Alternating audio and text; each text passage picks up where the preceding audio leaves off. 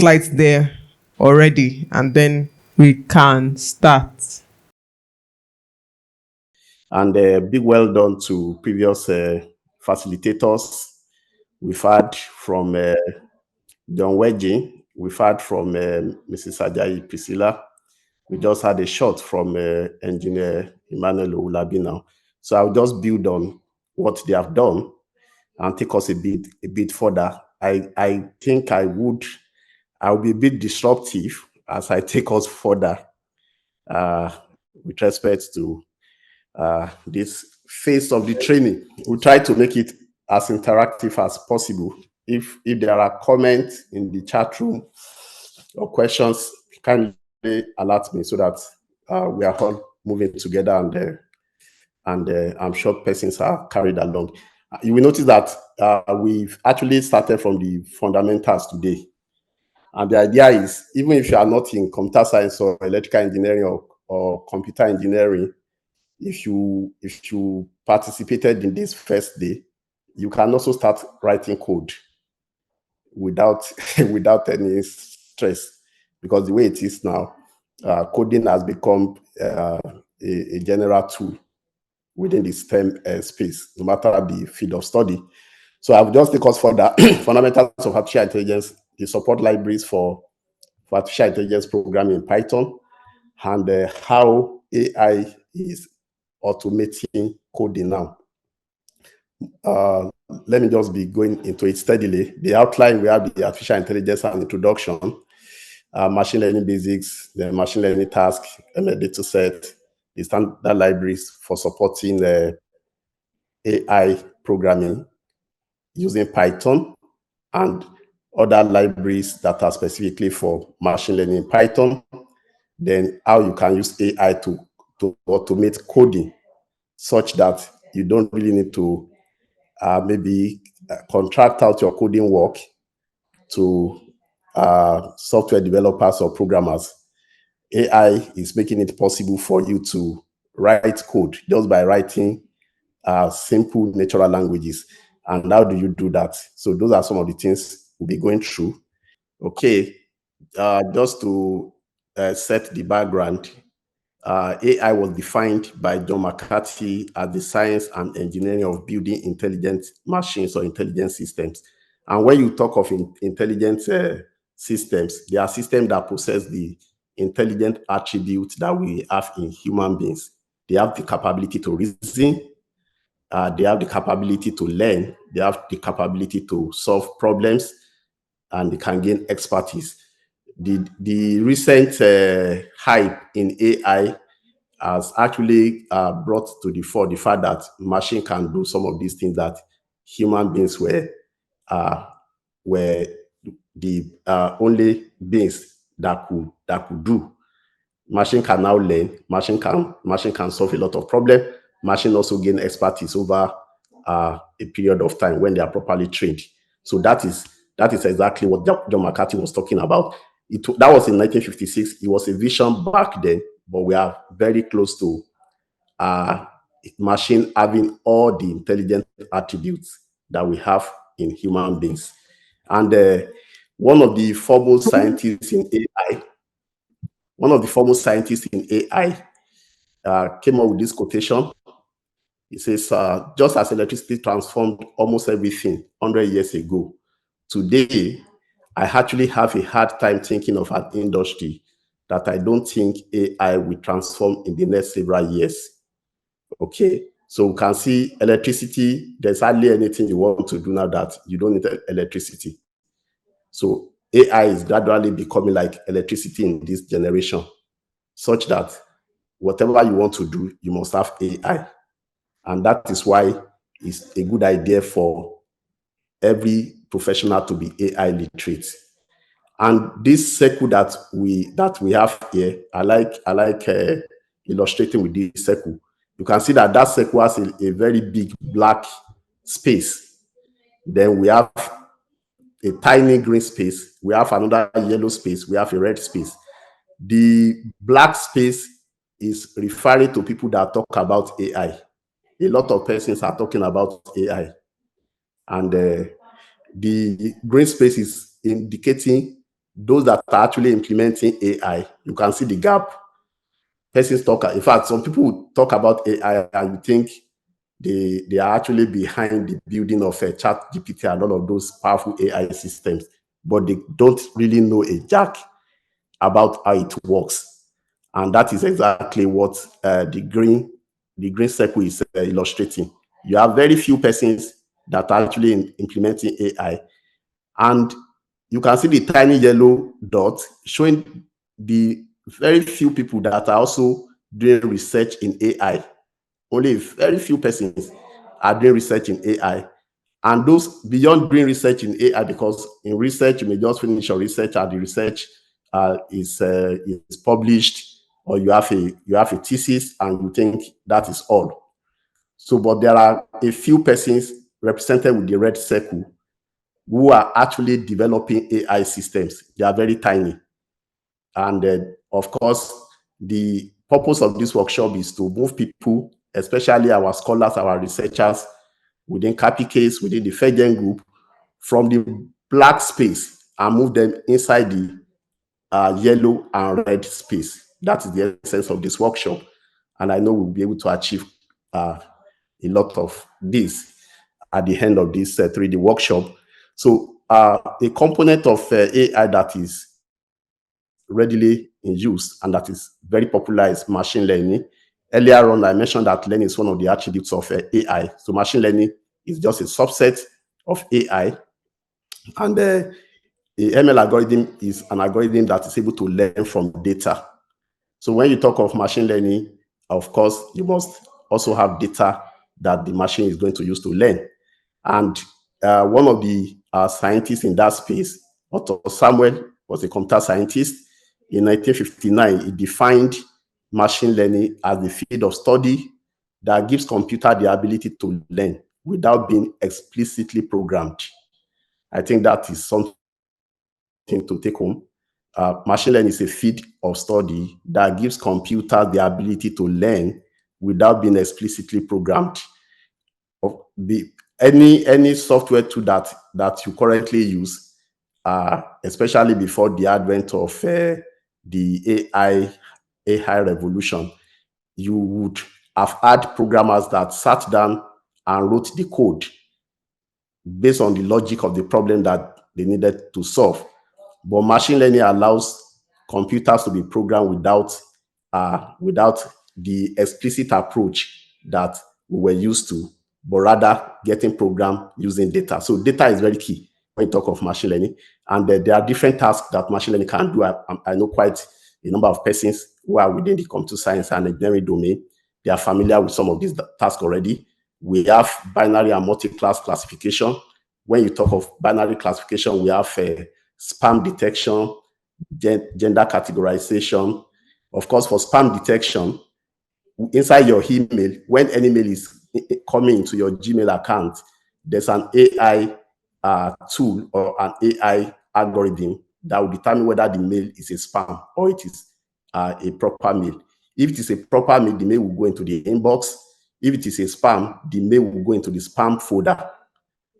And then if you go into your Gmail, you will see other categories.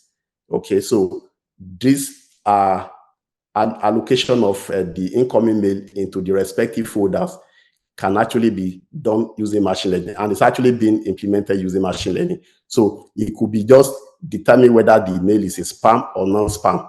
So if that is the case, then you call that binary classification. Then another type of classification we have is multi-class classification.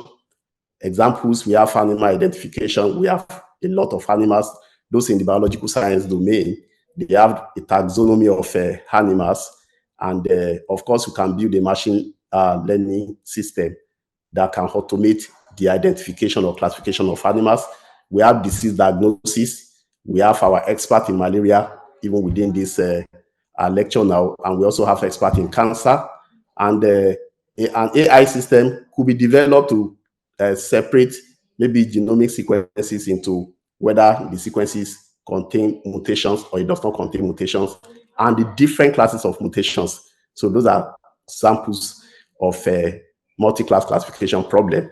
And in order to achieve interaction, I want to have feedback from the from the class, can I have other examples of multi-class classifications, maybe based on your own work that you are doing as a research student or as a researcher? Can we have other examples of classifications, multi-class classification in this case now?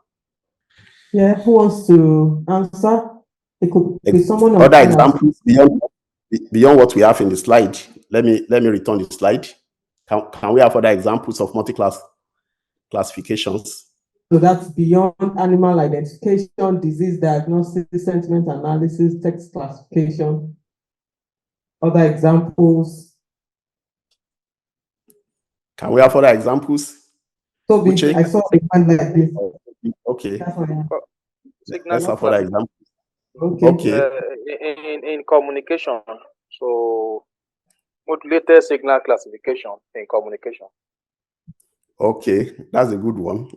Yes. I'm not surprised. Modulation signal. So we can have different classes of modulation schemes, and you can build a machine learning model that will take a signal which is already modulated and automatically tell you the type of modulation, whether it is GMSK or it is BPSK or any of those modulation schemes. Good example. We also have Emmanuel raising his hand. Can we have other examples of multi-class classifications? Yeah, Okay. I see. Go ahead. All right.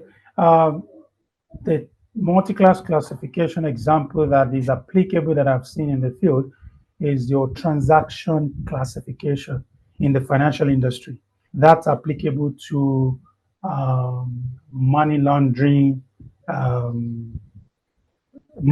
solution, apps that are built to prevent money laundering. So you have transaction classification application in that field. Yeah, good one. So that's another very good example.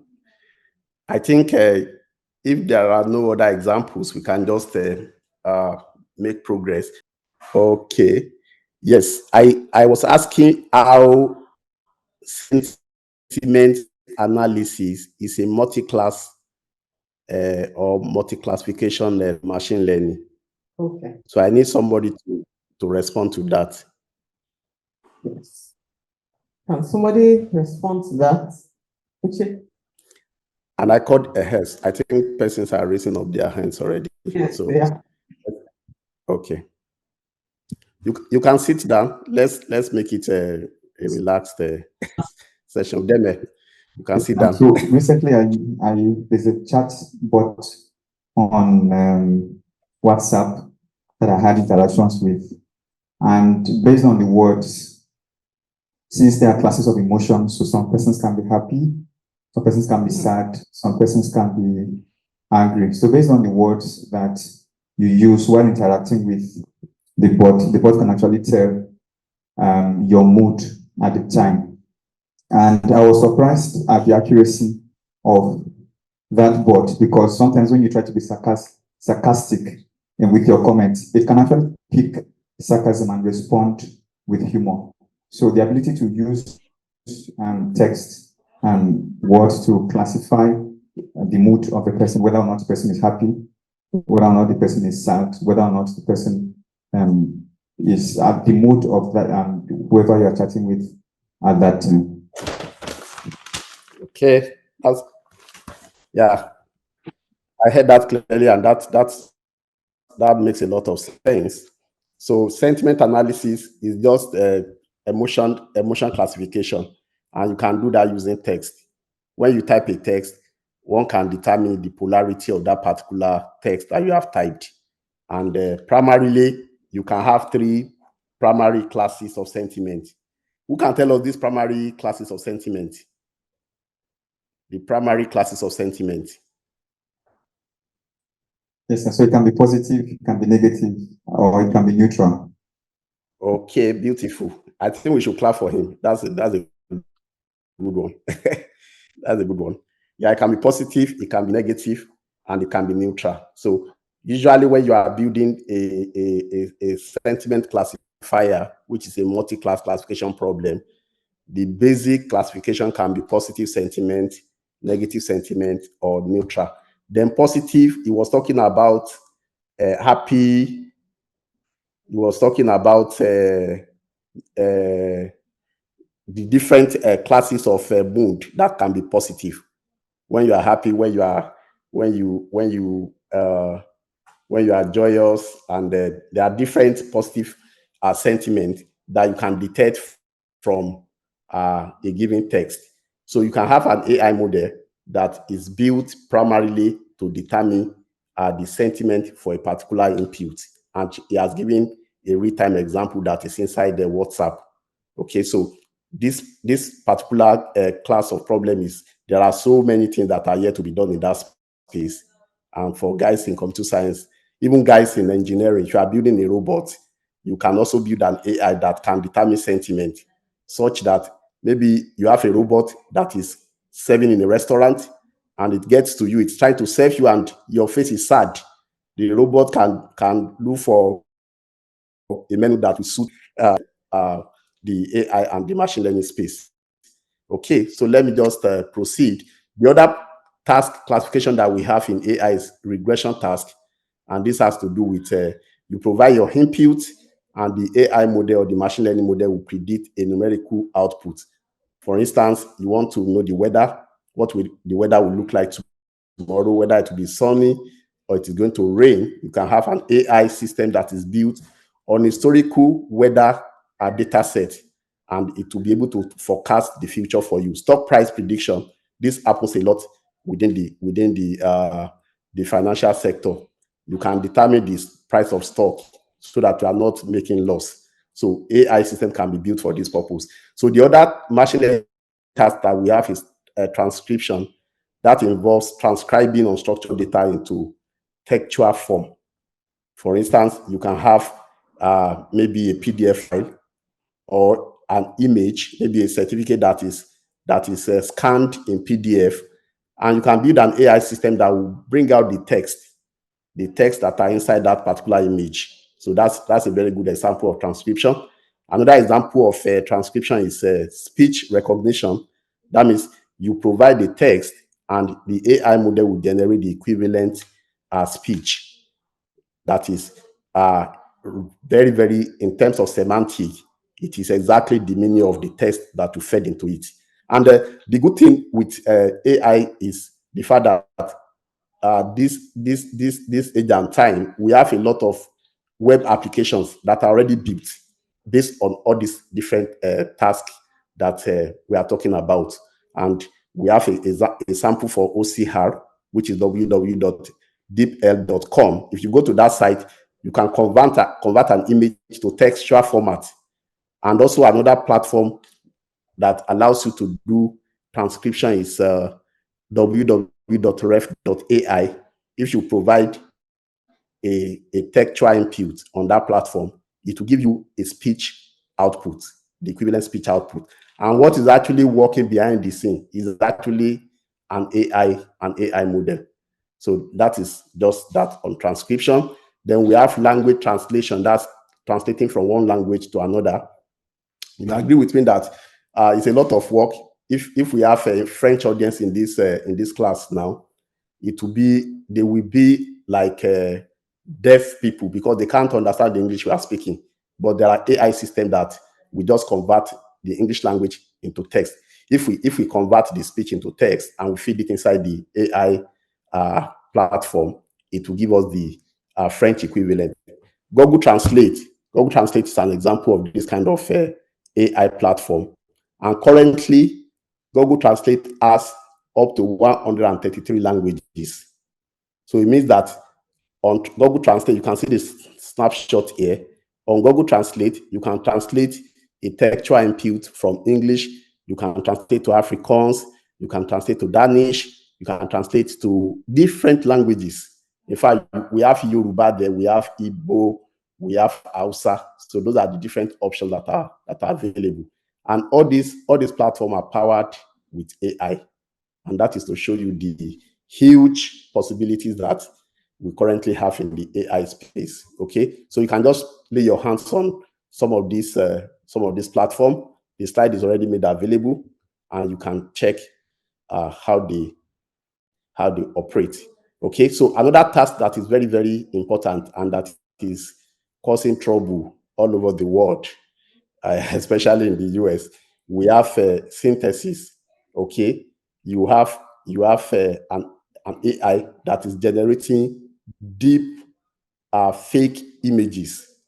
You can see all these images that we have here. Donald Trump being chased by policemen.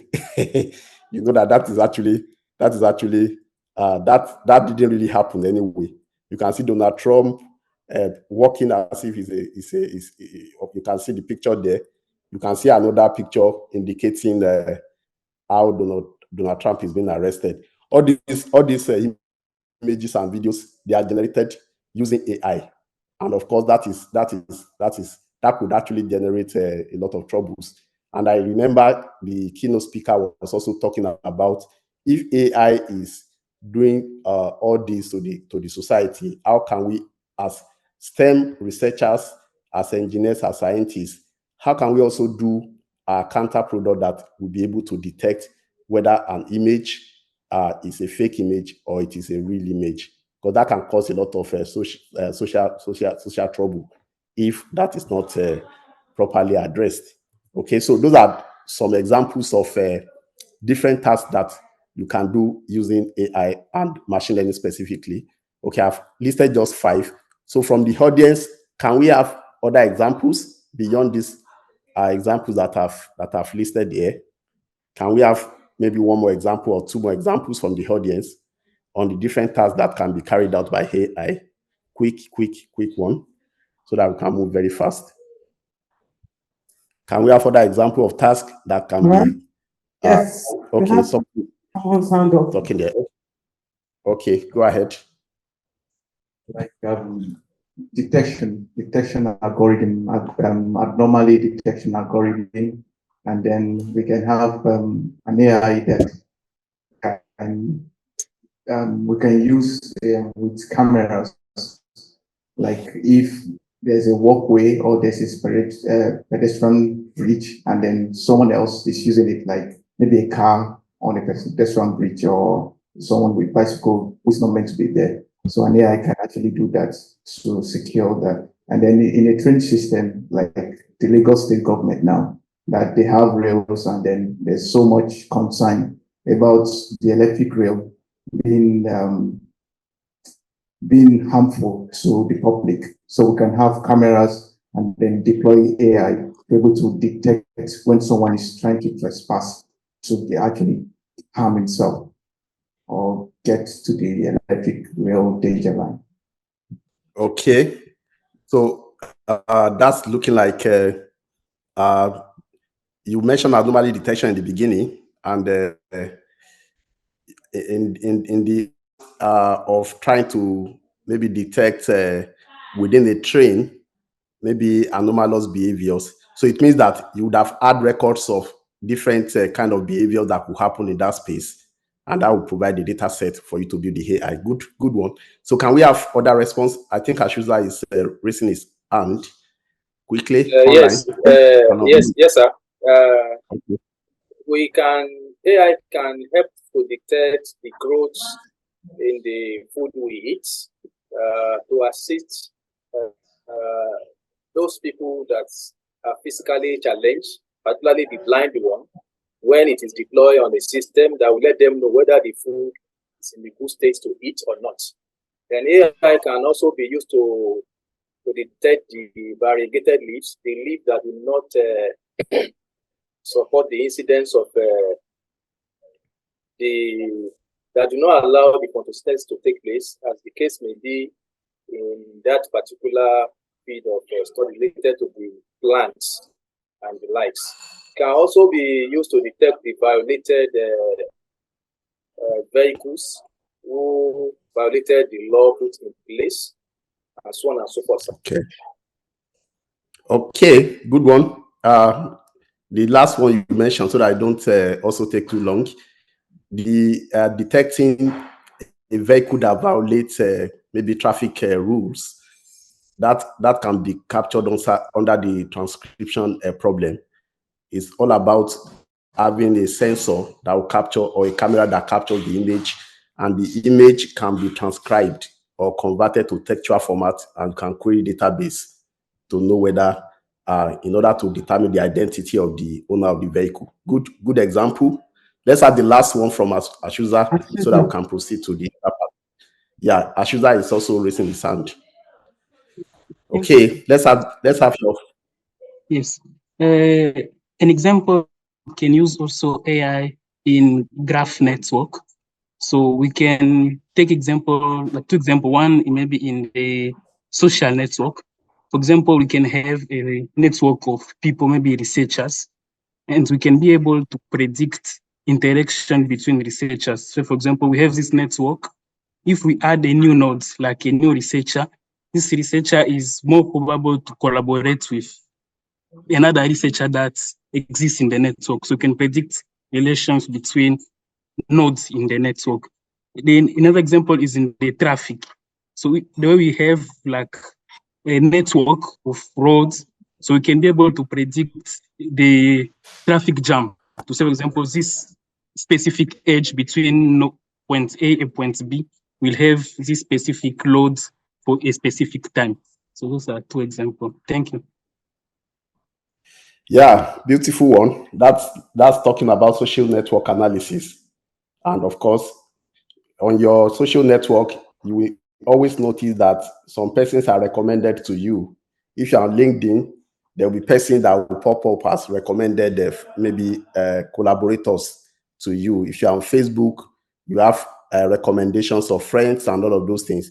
So behind the scene, there are AI algorithms that are created to do social network analysis. You have nodes within a network, and you determine the weight of interaction to be able to segment them into different categories and make recommendations.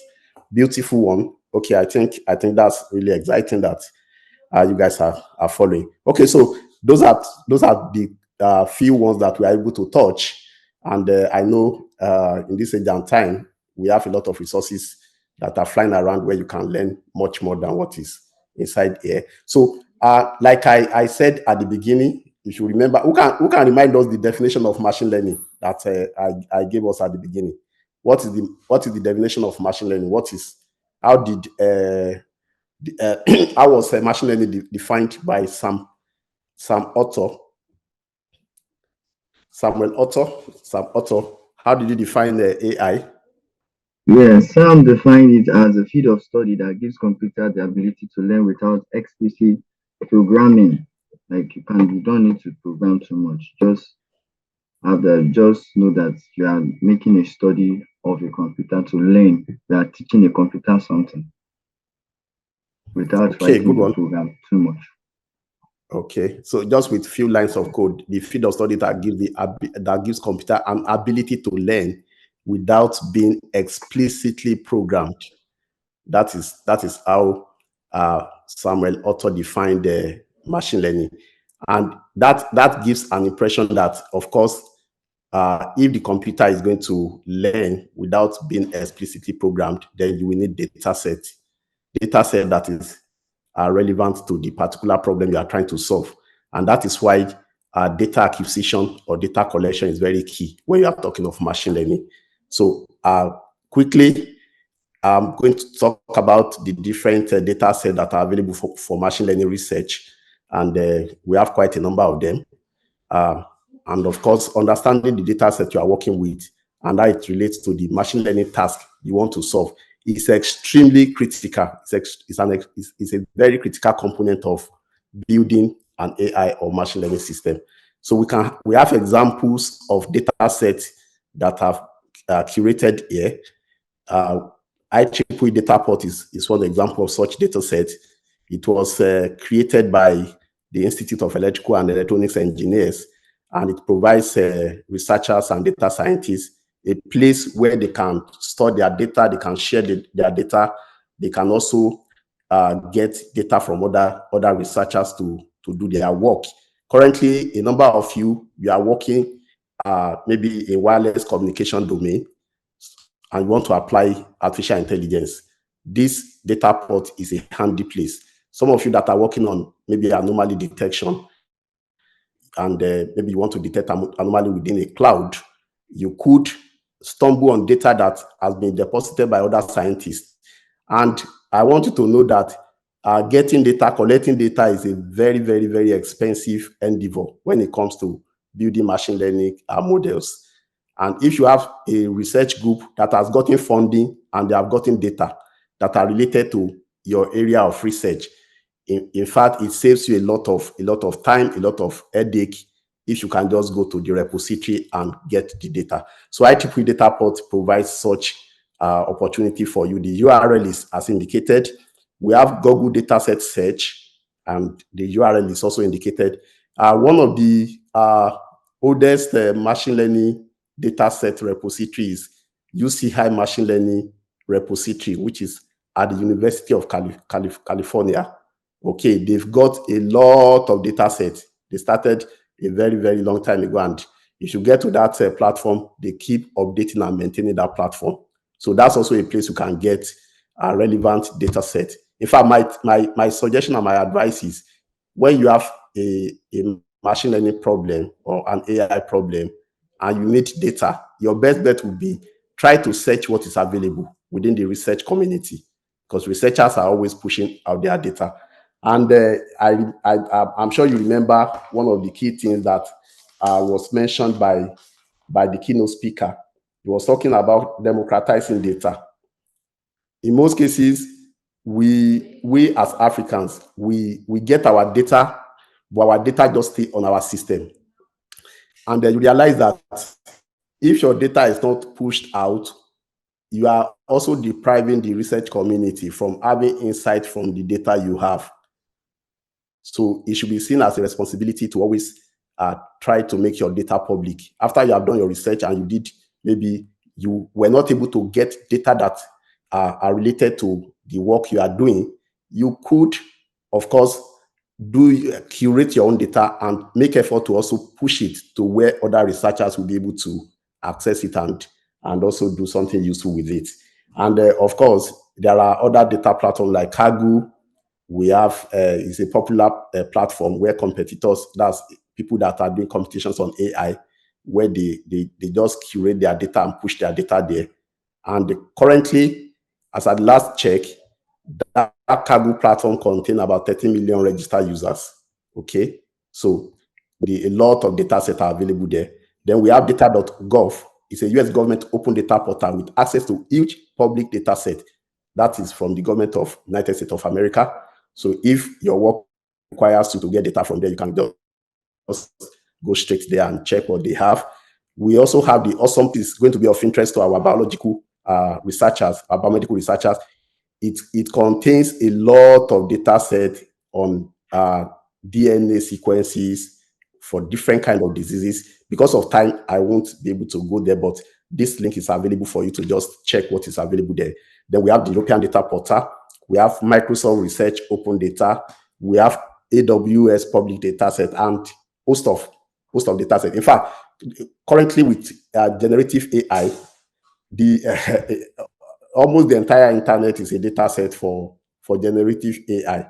And that's why you are able to get the kind of performance that we are getting from BARD, we are getting from GPT 3.5, GPT 4, and all of those platforms.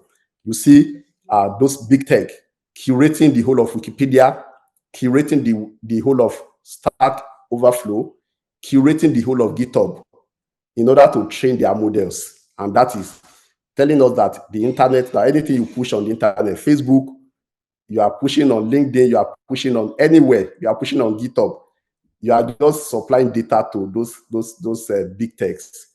And you can imagine what they are doing with those huge data sets. So just bear that in mind. I will make reference to what the keynote speaker also said, that when anything is free on the digital platform, you are actually the product. So we should bear that in mind. Okay, so just to get quick feedback, do we have maybe one or two other examples of data repositories, maybe that is peculiar to your home space? Our colleagues in the medical space, we have the NCBI, we have the RefSec, and so many other repo. We have the PubMed. Those are platforms that have acquired data on different, especially PubMed articles on biomedical research have been there for years. And you'll be amazed that developers of AI models, they go to those platforms and carry all the data and they just build their AI with that platform. Okay. So do we have maybe other examples of data set or data repositories that you want to give? One or two other examples. I think it will be of interest to hear from our biomedical researchers. Let's have. We have a researcher. Okay, John Wedgin. Okay, go ahead. Let's hear from you. Thank you, sir, for the presentation. It's Shobola, sir. Okay. Sir, It's what? Shobola. Okay, Shobola. Okay, I mistook you for John Wedgin. Okay, go ahead. I wanted to ask a question that because you didn't talk about the application, I mean, the area of research or machine learning area that those source of data are actually applicable to. So I'll probably, when you are done with the presentation. No, in the description, if you check the description, you will find the focus of those data sets in the description and the URL. In the area of speech recognition, for instance, data could be sourced from Libre Speech, Wall Street Journal, The Hub, Edge, and so on and so forth. Just those three, the data can be sourced from them. Thanks. So beautiful. So we can keep, there are plenty. Like I told you, the entire internet is a data repo for research. Okay, especially with the advent of large language models. Okay, but you also know that there are specialized data sets depending on the problem you are trying to solve. Okay, one of us is working on anomaly detection using log data from a federated cloud. I'm sure she has been searching for data and she's not been able to get the quality and quantity of data that she needs. We have other scholars that are also doing research. They have to go to the feed and curate data. So, and that itself becomes a repo. GitHub is there. After you have curated your own data, you can push your data, create a GitHub repo, and push your data there and make it open to other researchers to have access to. Okay, so let's quickly go to the next slide so that we can make good progress. Like now, let's quickly, Python standard library for AI or ML programming support. One of the frontline standard libraries that was created to support AI programming is NumPy. NumPy means numerical Python. It's a primary library for scientific computing in Python. It contains functionality for multidimensional arrays, mathematical operations, statistical operations, and etc. So I have an example here of a Python code for using NumPy. You can relate with this easily. I'll send a notebook for this class. Okay, just as the previous, and I'm sure quite a number of us are familiar with the fundamentals of Python. So NumPy is a standard library created for you to be able to do mathematical operations and statistical operations. You can create multidimensional arrays. This example is creating a 2x3 array using NumPy, and you can see that we are importing NumPy as NP. That NP is just an instance of that module, which is NumPy. So after you have created NumPy as NP, you can create an array. In this case, we are creating a 2x3 array. So meaning that there's a function or a method inside the NumPy which NP has inherited, and you can use that method, that's np.array, to create any dimension of array, two-dimensional array that you want to create. So after you have created, you can print to see what the output will be. So, and you can create identity matrix. When you are doing mathematical modeling, this becomes very handy. Here we are creating a 4x4 identity matrix, and the function in NumPy that allows you to do that is np.I. So you can indicate the dimension of the identity matrix. In this case, I put 4-dimensional. Then you can create an array that contains just ones. So if you want to do that, you can just like access the method that allows you to do that. That is np.ones. And 5 there implies that you want to create an array that contains all ones. All the elements are ones. Those of you that are familiar to MATLAB, you know you can do all this in MATLAB as well. But MATLAB is when if you want to compare MATLAB and Python is purely open source and it is free. If you want to get some libraries or modules in MATLAB, the cost is very, very high. So that's why you realize that most researchers, they just go for Python, okay? And most of these things that we have here, they are actually available inside MATLAB. So this code, I have actually created a notebook for the code, and it is available on our GPU server.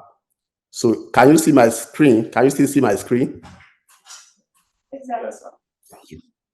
Okay, so you can see this is the notebook. That example import numpy as np and create and print a 2x3 array. That's what we have, just like I showed you in that code. And here we have a 4x4 identity matrix. That's how you create the identity matrix. Here we are creating an array that contains 5 elements, and all the elements are ones. So I named it ARRY, that's array y equal to np.ones, and it creates an array for you automatically, and it initializes with. So there are cases you want to write your code and you need to initialize the vector where you are storing your data. So this is very handy when you are doing this. This may be applicable for those that are doing image processing or computer vision research.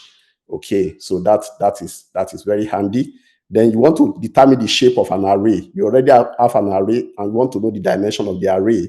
The np.shape allows you to do that. So I have created an array, which is array x at the top here, and I want to determine the shape. I just invoke np.shape and I put the array inside that method or function, and it gives me the shape, and I can print the shape. Okay, this is the shape of array y, and all of these ones inside this notebook. This cell I want to run this is our Jupyter, our GPU Jupyter notebook, which is available right there in FedGen Lab 1. So the GPU server that we have there has A100 NVIDIA GPU card. All this GPT 3.5, GPT-4, the data center where they are running those models, they also in most cases make use of this particular NVIDIA GPU. That's A100, and that's so seriously. Okay, so the PDF of this class to you, and you can also just copy and paste inside a notebook, create a notebook, and this is what we have as output based on the code. The sum of array A and array B is this, because I wanted, okay, no, I've not gotten there. Okay, the array hex, we've created a 2x3 array, and we've created a 4x4 identity matrix, and we have printed it out. We've also created a one-dimensional array that contains 5 elements, and all the elements are initialized to 1. You can see all those. Then the shape of array hex is 2x3. If you check that, you will see the shape. The shape of array y is 5, because it contains just 5 rows, and the shape of array y is 4x4. When you are writing serious code, the reason why we have to be this gentle is we don't want to scare persons from coding, because coding is fun. There's nobody that is a FedGen group that should not be able to code and implement whatever model they come up with by writing code by themselves. And that's why we are introducing it in a very gentle way, so that you see that there's no magic when it comes to coding. Okay, so that is that example is running smoothly on the GPU platform. Okay, so the other example we have here is for mathematical and statistical operations using NumPy. And of course, you know that you must import that library, that's NumPy. And once you import it, you are able to also, you can use it to carry out addition of 2 arrays. In this case, I created 2 different arrays of the same dimension. This is 1x3 and 1x3, array A and array B. You can add them together, you can subtract them from each other, and you can do dot product, you can do main for a particular array, the element of an array, you want to find the sum of the element of an array, you can do that just by invoking np.sum. You want to find the mean, maybe you have a very lengthy vector. For instance, outside the example of computer vision, you are doing face recognition, you have been able to get your image, you created a matrix which is two-dimensional from the image, and you vectorize it, and you want to compute the mean of that image. All you need to do is put it in a NumPy array, and you just do np.mean. It will give you the mean. You want to do the standard deviation of that particular array, you just put it in np.std and put the array inside it. It will generate it for you. Is that okay? So the notebook is going to be available for us, and it's so easy for us to flow with. So the second library we are going to talk about is the matplot library. In AI, in machine learning, in data science, you must plot. If you want to visualize your result, then you have to do plotting. And Python has created a library for that purpose. This library is matplotlib. Okay, it is the primary scientific plotting library in Python. It contains functions for line charts, for histograms, for scatter plots. I'm sure you are already getting like, okay, this looks like what I need to do for my project or for my publications. Matplotlib can do that for you. Okay, and how do you make use of matplotlib? You just import matplotlib.pyplot as plt. Then in most cases, you want to create an array, or you want to use the functions inside NumPy. Then you have to import all the libraries that you need in whatever project you are doing. You have to import and create instances of those libraries. Then you can have access to all the functions. If you go to numpy.org, all the functions that are available in NumPy are there. Matplotlib also has all the functions on the website, so you can go there and explore the different functions that are available. So this is a very simple example, which is created to illustrate how to make use of matplotlib. We want to create a sequence of number from -20 to 20. That's -20 to +20 in steps of 100. So you need a NumPy function to do that. Okay. And this is x equal to np.linspace is the name of the function. This is not, I was not the one that created this. That came with NumPy. Okay. And we want it to span from -20 to 20. So, and we have 100 of such numbers from -20 to 20. That means we are going to be having 0.01 spaces between the numbers. Okay. So, and we want to like, okay, if this is something I'm doing within the maybe signal processing domain, and I want to see I want to see the sign of that particular sequence, you can invoke the trigonometric function in NumPy. So like sign. So, and that is why initially we said that NumPy is for scientific computing. You can do mathematical operations, you can do statistical operations with NumPy. So I'm invoking the sign function in NumPy, and I'm sending my X sequences into that function to generate the sign of those values. Okay. And after I've done that, since I've created an instance of matplotlib as PLT, I want to plot it. So how do I plot? Just plt.plot. Plot is the function used to do the plotting. So I'm plotting my sequences against the sign of the sequences, and I'm using X as marker, and I'm using color. I think I have color blue there. Okay, you can specify the color. Also, I want to create the cosine of that sequence and assign it to an array named Z, and I want to plot that on the same plot, and I'm labeling the axis. Okay, so you can see the way we are making use of matplotlib and also NP together. So as many libraries as you need for your AI work, you can actually import them into your workspace. In this context, into your notebook, and you are good to go. So this same code, I also have it here. I've created it here, and if you, of course, this is the code that I brought here. If you put your cursor inside this cell and you can run it, it will generate the plot for you using the matplotlib. Okay, so you can see the sign function is plotted using red, and the cosine function is plotted using green. You can see that the shapes are different.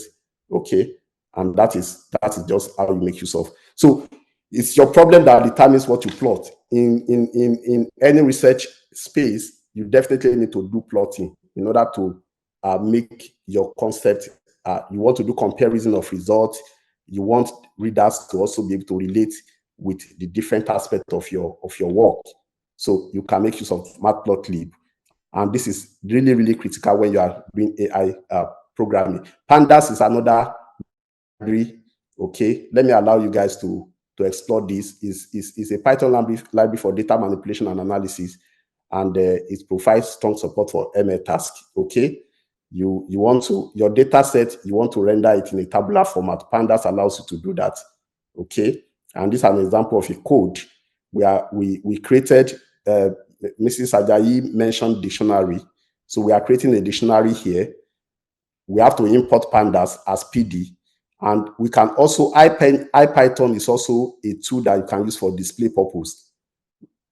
One of the things that IPython actually does for you is it allows you to have a very beautiful tabular representation of your data. So we are creating a data which is a dictionary type now, and of course in dictionary you have the keyword and value pairs. So in this case now we have name of persons that are attending this workshop, and we want to capture their state and their age. You can build a dictionary to do that, which is what we have done here. Name Uche, John, Matthew, Dorcas, Joy. In your problem may require you, maybe somebody was talking about the modulation schemes, and you want to create the sequences as a dictionary. You can indicate the different modulation schemes and the data that you are storing in each of the modulation schemes. Okay, so it depends on what you want to do. And this is very handy when it comes to research computing. Our target in this workshop is to make you a research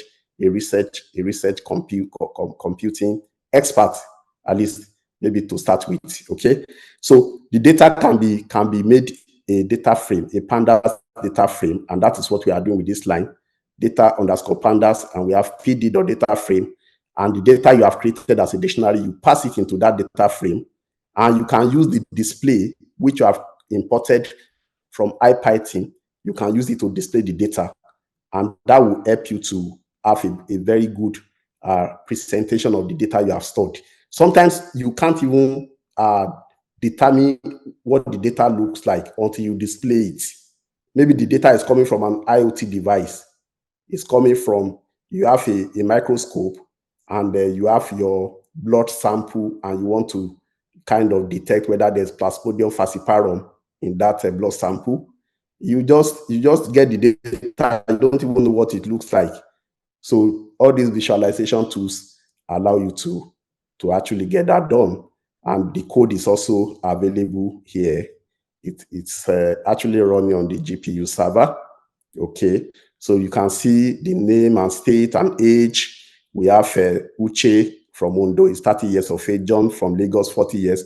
Don't mind the combinations. I know John is from Taraba, and I know Uche is from Abia State. But this is just an example. You can adapt it to suit your case. Okay, and you can also the Pandas framework or the Pandas library also allow you to do a bit of data analytics. You need to maybe extract a portion of the data. For instance, you want to extract the portion or the data, the dictionary element with age that is greater than or equal to 35. This line of code will allow you to do that. Okay, and this is what we got. From this original raw data, we're able to create this based on query greater than or equal to 35. So that is that. You could just like manipulate things to suit your context, as it were. Okay, I think I've been talking so much. So let's have feedback. Do we have questions? Are we together? Comments or questions? All right. So we have some questions, and I'll just give them to. Yeah. Good afternoon, sir. Thank you very much for the presentation. So I noticed that there are a lot of syntaxes that we have to know and kind of like cram when we are working with these functions and modules. I want to ask, like when you're working in R, there's a space you can, probably you forgot the syntax to use when you want to use a function. You can quickly type the name of the function and you can get the syntax. I want to ask if there's something like that when we are using our Jupyter notebook so that we can quickly maybe remind ourselves, or maybe we don't even know, so that we can have an idea of what we are doing. Thank you, sir. Okay. Sir, do you want to answer that question before the next person? Maybe let me have all the questions. Okay. Thank you, sir, for the presentation. I realized that the NumPy array has a similar structure with Python list. So does it mean that we cannot use Python list in place of the NumPy array? And if it's no, why? Why do we have to work with NumPy array when what NumPy array is doing is synonymous to that of Python list? Yes, sir. Then my second question is, assuming I'm working on NumPy, I'm working in Python, for instance, in this machine learning, and I have some other tasks which I want to integrate, probably from MATLAB, for instance. I want to integrate it on Python. Is there how can I go about that on Python, like integrating Python with my MATLAB? Thank you, sir.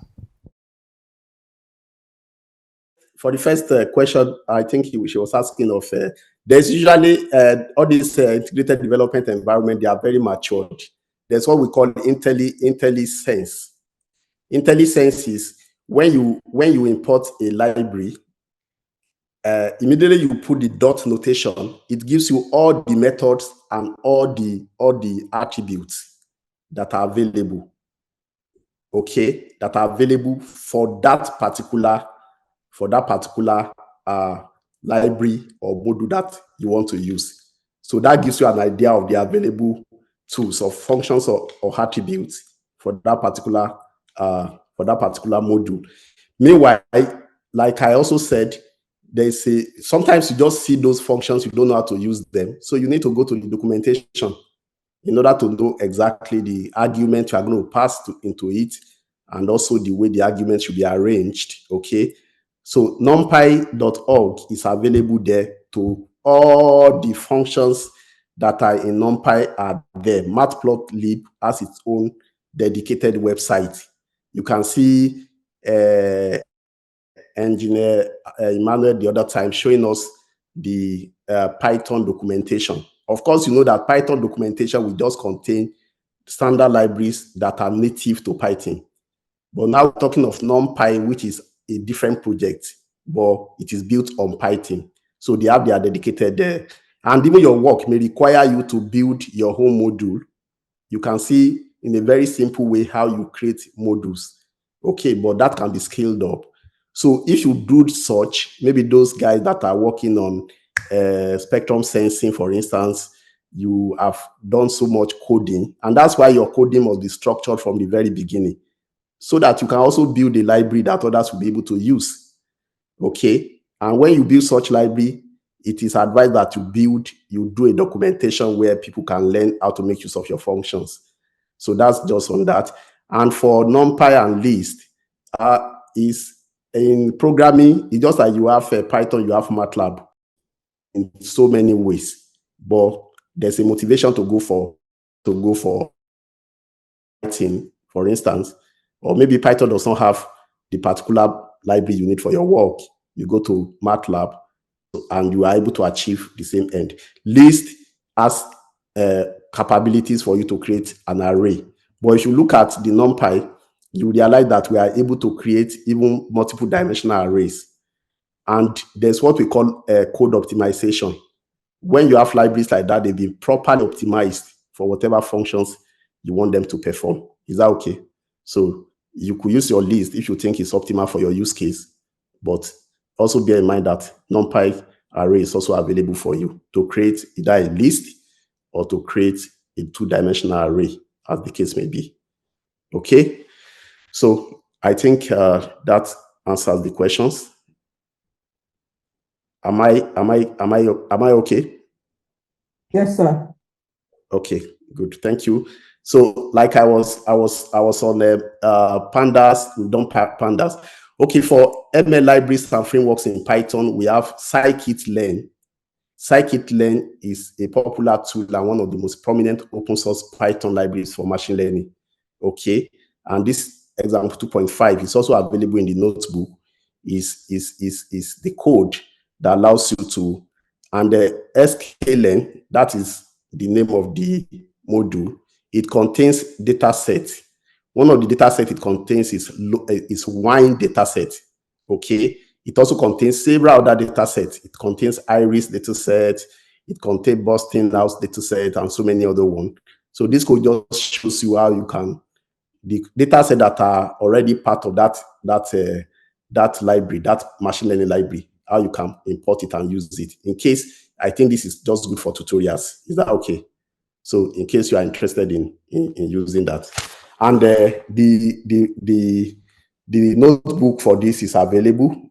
I will send it to the WhatsApp group also. Then TensorFlow is also a very powerful. You can see that the title of this our training is using fundamentals of artificial intelligence using TensorFlow and of course Python. Okay, so TensorFlow is a Python framework developed by Google for machine learning. It can do deep learning, it can do reinforcement learning, it can do computer vision, it can do different shades of natural language processing. Okay, and it actually has an interface with Keras, which is another framework. Okay, and there are different shapes of TensorFlow. It also have a data set, which is a collection of several data. For you to use the TensorFlow, you have to install it. If you look at this line of code, pip install q TensorFlow ds -nightly, then TensorFlow. Normally within your notebook, you may not have the particular framework or library that you want to use. So you have to install it. If you don't install it, your notebook is going to scream. It's going to request that you install it. So one of the first things you do is to make sure that you have to install the library. Okay, that's applicable to some other libraries that you may want to also make use of for your machine learning task. There are different frameworks out there depending on what you want to do. You may just stumble on a framework or on a framework that contains the functions that you need for your work. I remember when Daniela was doing a project, she stumbled on a framework for federated learning, and that was what she had to learn how to use. But such framework you have to install first. After installing, you have to import them. In this case, import TensorFlow as TF, and once we import it, and we also have import TensorFlow _ dataset as TensorFlow dataset, then you can now start using the functions that are available within that particular framework. So this example is available. The TensorFlow dataset.list builders generates all the available datasets within TensorFlow. And you can see the dataset. You have the Celeb A dataset, you have the Common Voice dataset, you have the CIFAR 10 dataset, CIFAR 10 corrupted, CIFAR 10 _hen, citrus leaves. These are different datasets that gets you to dirty your hands when you are building a machine learning platform. PyTorch is another framework for machine learning developed by Facebook, and the unit in Facebook that developed this is Facebook AI Research. That's FAIR. So it supports natural language processing, game development, and computer vision. Okay, so let's come to the climax of this presentation. Okay, all the codes that I've shown you, AI can actually generate those codes for you without you burdening your head. So majority of those codes, there are AI tools now that will just generate those codes for you without you burdening your head at all. And if you are able to do that, I know but the bulk of the time that is spent on engineering and science research has to do with figuring out how to implement your model in coding, or how to code your models. Okay, those in bioinformatics, they need to figure out maybe bioinformatics pipeline that they just came up with. They have developed the algorithm. They have to convert it to code, either in Python or in R. I know they usually want to go with R in most cases. So if you don't know how to really code and you have the fundamentals that we just taught today, how can you use AI to write code when you are doing your research? And that's why I titled this Coding Automation with AI for Catalyzing STEM Research. Okay, this is also known as AI-assisted coding. So coding automation with AI technology is revolutionizing the way researchers solve complex problems. And the pace of discovery is catalyzed through coding automation tools, which does enhance the efficiency of scientific endeavors. So I'm going to take us through a few platforms that allow you to automate your coding, okay? And I'll give us an example. The first one is GitHub Copilot.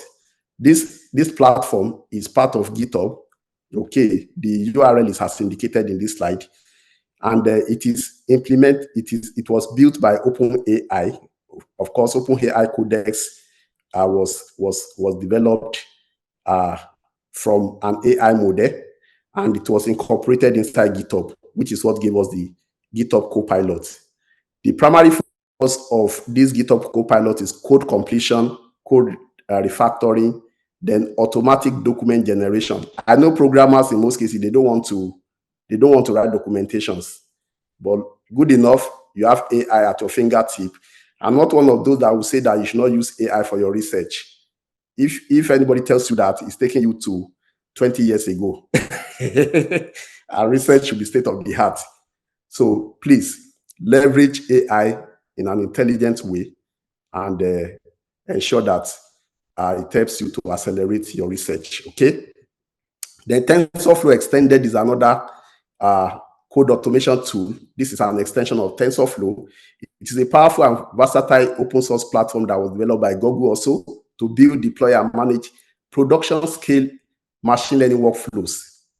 And it integrates with the TensorFlow library that we just spoke about. It's got a very comprehensive documentation on GitHub, so you can go there. Because of time, I won't be able to open it. Then another coding automation platform we have is AlphaCode. This was also developed by a unit in Google. This is the DeepMind, the same group that developed AlphaGo. AlphaGo beat the Go Grandmaster in 2016, thereabouts. Okay, so they recently also came up with AlphaCode, and the purpose is for coding automation. And they actually came up with this platform for competitive programming challenges. And they have used it for competitive programming. And there's a report that the codes that were written by AlphaCode actually achieve a rank within the top 54% of human coders. Even though it's not publicly available, but you can get the publication around this. And one thing that is of interest to me is the architecture on which that AlphaCode was actually built. You can see the architecture here. This is, for those of you that are familiar with machine learning or AI, or even engineering generally, there will always be a block diagram that underlie the problem you are trying to solve. You can see the data is gotten from GitHub, and also Code Contest. Code Contest is a platform where people solve problems. They provide the problem they are solving and they provide the solution. So these guys, the AlphaCode guys, they curated GitHub dataset and also the dataset from Code Contest. And the GitHub dataset was used to build a pre-trained large language models. They now use the Code Contest dataset to fine-tune that pre-trained model in order to generate their large-scale model. This large-scale model is able to solve problem or write code in Python. It can write code in C++. So please have a look at this. The paper for AlphaCode is as indicated there. This is the architecture. Please read it up. It might inspire the guys in computer science to also come up with something very interesting that will be of interest to the African space. Okay, so please let's have a look at that. Let's see how we can also make contribution in this era of large language models. So the last part of the coding automation tools that I'm talking about is general purpose conversational AI tools. Okay, we have Googlebard. Googlebard is a large language model that allows you to write code. Okay, it was built on their previous language models, the pathway language model, the language model for dialogue application, and Gemini. Gemini is a factual language model. So 3 language models. In fact, this PALM has like 540, if I'm not, the parameters for PALM is around 540 billion parameters. And you can imagine what it will cost them to come up with such heavy large language models. So the other coding platform, which is a general purpose conversational AI, is the popular ChatGPT by OpenAI. Okay, it's on record that GPT-4 was built at, I think the cost was $100 million for them to build GPT-4. And that is why you are getting the kind of performance you are getting from ChatGPT. So with ChatGPT and also reinforcement learning and human feedback, as well as fine-tuning, were part of what make the current ChatGPT what it is. It takes a lot of money, a lot of computational resources to build this platform, and they are operating close to the intelligence attribute that we started with at the beginning. They are operating close to being experts. Okay, so this is what we have in the AI space currently that can help you to automate coding. And one of the ways you write code now, rather than the way we have been writing code, even in this class, okay, now you can just provide your natural language, your text, and the ChatGPT will generate the code for you. If you run it, I can assure you most of the codes that I've tried, they were close to, they were amazing anyway. But also there are contexts that you may not get exactly what you want, and that's why they call them co-pilots. But it would have started you off in a very good direction. So please, this is one of the ways you can automate or accelerate your research. Okay, this is one of the ways you can catalyze your research as a STEM researcher. So at the end of the day, there won't be any excuse that, oh, I need somebody to write my code for me, or I need to engage a programmer. An engineering student or computer science student, that shouldn't be an issue in this age and time. Okay, so I send this prompt to ChatGPT to generate a code that will calculate simple interest. So this is the prompt which I sent to it. Write a Python program that includes a function named calculate simple interest to calculate simple interest. The function should take 3 parameters: principal, that's the principal amount; rate, the annual interest rate; and time, the time period in years. Additionally, implement a main section in the program where the user is prompted to impute values for principal, rate, and time. Then call the calculate simple interest function with the user input values and display the result. Ensure appropriate user prompt and result formatting. This is the way, I'm sure in the next 5 years, this is the way we'll be writing code, which is just as you are writing your essays. And the language, the coding automation platform will generate your code for you. You just try to fine-tune it to achieve whatever you need to do. So this is the code that was generated by ChatGPT. Okay, and I took this code without touching it. I took it to our GPU platform. I will show you now. This is the code that was generated by ChatGPT verbatim. It also provided docstring, and I ran it, and it's asking me enter the principal amount. I enter 450. Then it's asking me enter the annual interest rate. Maybe my interest rate is 20, and it's asking me enter the time period in years. Maybe it's 3 years, and simple interest calculation principal amount is $450. Annual interest rate is 20%. Time period is 3 years. Simple interest is 270. This code was generated purely in ChatGPT.